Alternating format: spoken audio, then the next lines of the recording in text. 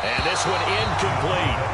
So they went for the two. They don't get it. I don't know about you, but I can't wait for a few years of two-point tries and see what the data tells us, because a lot of teams want to throw the ball in this situation. This time, unsuccessfully. I just wonder if maybe running the ball might be the way to go. With it moved up from the 3 to the 2, you would think maybe a few more attempts at running. I think stats over time may bear out that running the ball will at least be the equal of throwing it in that situation.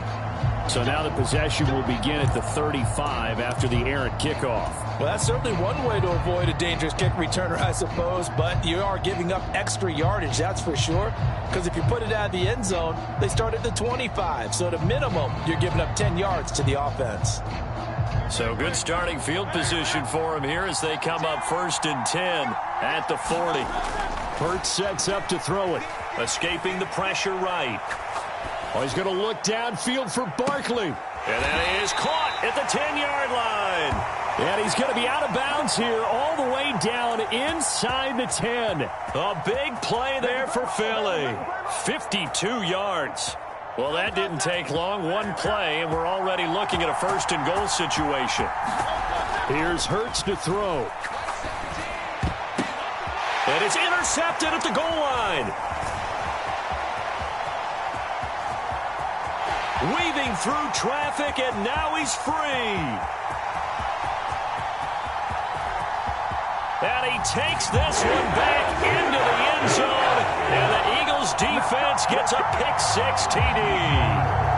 They were in a very good position to come up with a go-ahead score there. A really good drive. Instead, it turns into 6 points going the other way. Psychologically, I don't know what that's going to do to them. So as a coach, you're looking at that as at least a 10-point swing, right? Because they had the field goal in their back pocket. They certainly did, and you're right. At least a 10-point swing, maybe more.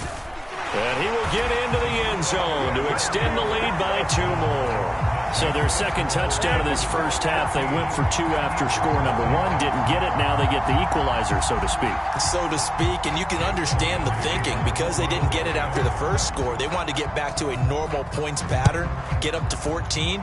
But just think, if they missed it here, they're only up 12-0. 1 extra point on the other side can ultimately beat you if they score twice. And he's able to get this across the 20, but not by much, as he's marked down officially at the 21.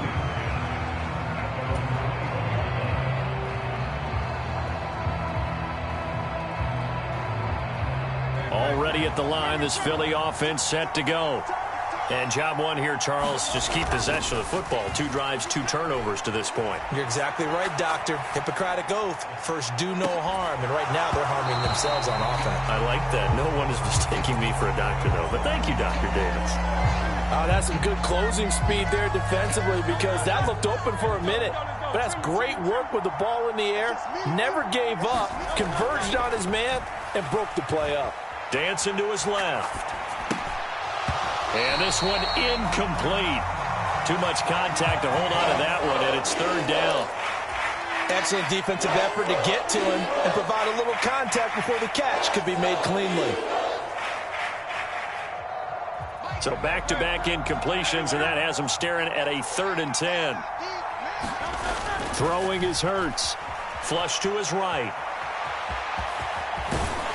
And almost, but not quite. Needed 10. He got 9. 4th down. That looked great when he first took off, because in my mind, there was room to run, and he had the marker in his sight.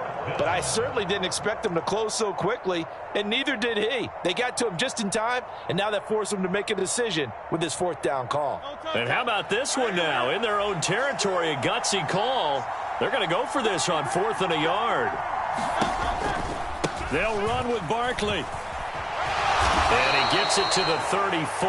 Good enough for the first.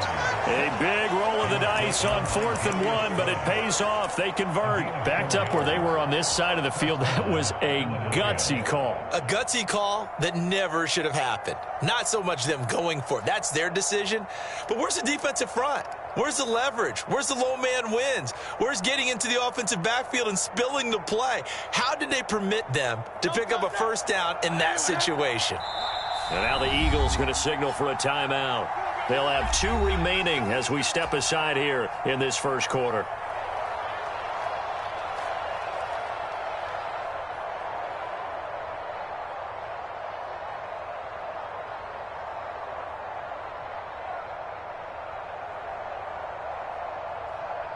From the 34 now, here's 1st and 10.